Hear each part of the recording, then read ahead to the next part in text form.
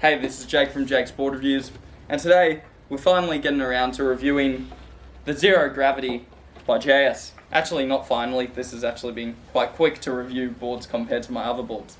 Sometimes I've been on 4-month hiatuses traveling around the world. Anyway, without further ado, let's talk about the board a little bit. So, if I look at the board, it's running concave-wise, it's running a reverse concave, so not to confuse you too much, but it's pretty much shallow at each end of the board and then deeper into the front foot of the board. So it shallows, that just allows that skatey feeling in kind of weaker sections and just normal sections. Anyway, rocker-wise, we're running like a kind of moderate rock outline. Wind is pretty strong, bear with me. So we're running like a moderate rock outline, so I'd say it's like a medium to low entry rocker. And then just like just a moderate exit rocker, so in between like a medium, more medium, but definitely still low. So it's got a little bit of kick more so in the final third of the board in the front. If I talk about how the board went in certain waves, so I'll say the wave range for this board, I rode it about 6 to 7 times, and I rode it in quite a large range of conditions.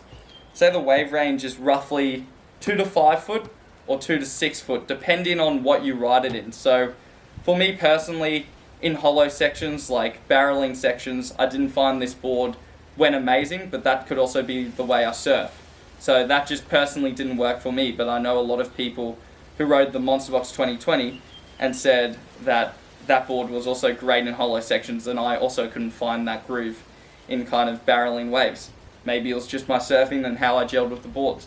But overall, in every other sense, this board was really impressive in a lot of different wave ranges. When I look at the tail, we got a squash tail, and what I do like about it compared to the original Xero is that they've thinned out the tail, so it's not as beefy or boxy. So the first Xero, had a much wider tail block, which kind of felt restrictive in especially bigger surf. So the Xero wasn't made to be ridden in bigger surf, but I think this is definitely a much better all-rounder. So what they did, they combined the features of the original MONSTABOX and the Air 17.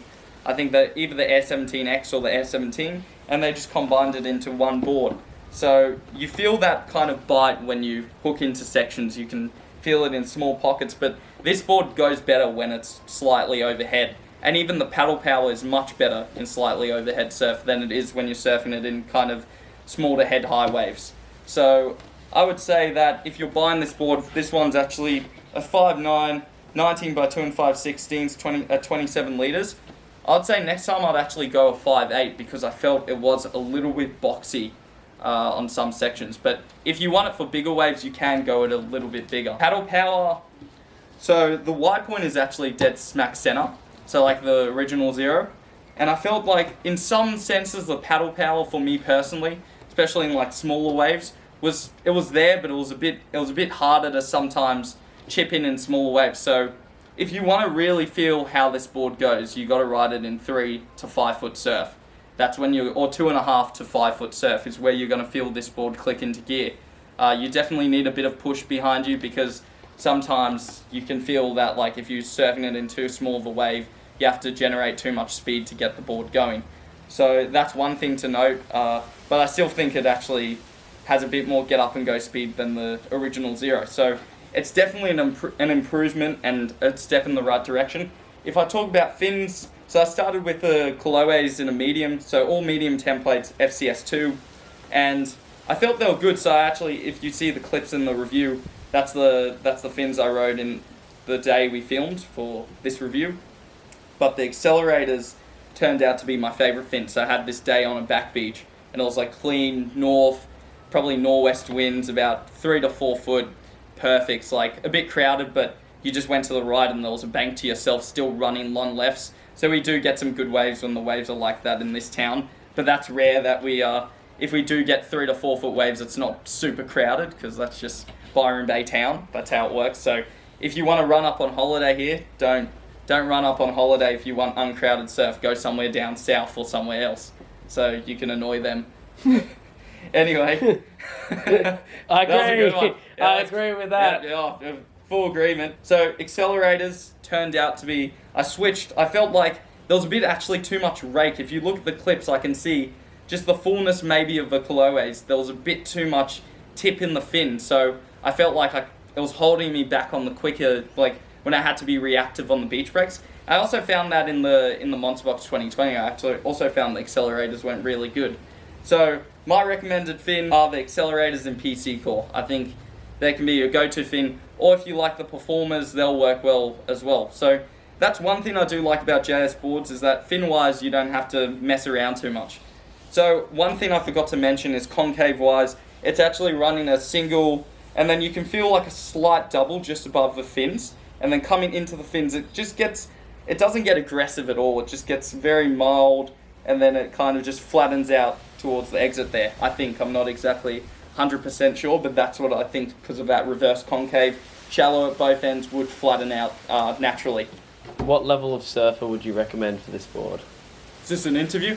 We can't. It's actually not bad. Yeah. So level wise, you could be anywhere from like kind of low end intermediate to like advanced surfer. Even if you're a high end beginner, just go this board a bit bigger. On the website, what they were saying were that the medium to full rails were actually good at getting over those flat sections. So in those flat spots, that really helps you. So like, what was amazing was like sometimes you'd think the wave was over on this board, and then you'd just bounce to the next section like and do one more pretty critical turn, which you wouldn't normally do on another board. If you want to really get the most out of this board, you have to ride it in 3 foot and above, because you'll just feel like the hook and the hold, and it's good on rounder turns and it's good on whippier turns. So squaring up is great on this board. I would say just sizing is really important for the board. So if, say for example, I ride normally like a 5'10" stock, like that's my normal shortboard size.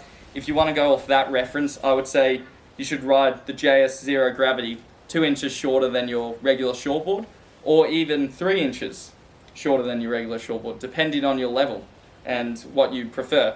The best is you come into the board garage, you talk to us. I've just started working there, and by no means am I being biased to this board, because I don't want to be dishonest in my reviews. I'm just saying it how it is and how I think the board goes. But come into the shop, have a feel of the board, talk to me. We're just located in Byron Bay, next to a shop called Golden Breed in the town, across the road from Subway. If you like to get your Subway 6-inch footlongs, whatever you like. Yeah, don't want it to sound dirty, but you come in, feel a board under your arm, and we can give you recommendations and tell you what fins will work best and what will go best. Little promotion for the store. What I would mention is that if you do want to surf it and get the most out of it, you have to go that smaller stock size. So there's a 5/8 stock size where you can go. I've really liked my boards at 18 3/4 recently, because I can react much quicker.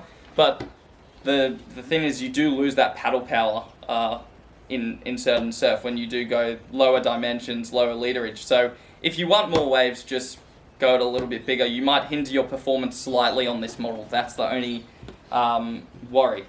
But overall, I'm super impressed with the Xero Gravity. I'm glad that JS kind of improved on their previous model, and also, yeah, worked on it enough with the team to get a fairly good result. So this is in the X series. So the X series is like kind of like an everyday series, like small wave performance to slightly overhead boards. So if you want a one board and you're not too fussed if it grovels so well, or it just goes, you want a board that goes in 2 to 5, 2 to 6 foot surf, and you're not too fussed, you're not surfing like super critical hollow sections all the time, then the Xero Gravity is the board for you. So thanks for watching, and say goodbye to Gam. please be nice to my dog. Anyway, thanks for watching. Straightforward reviews.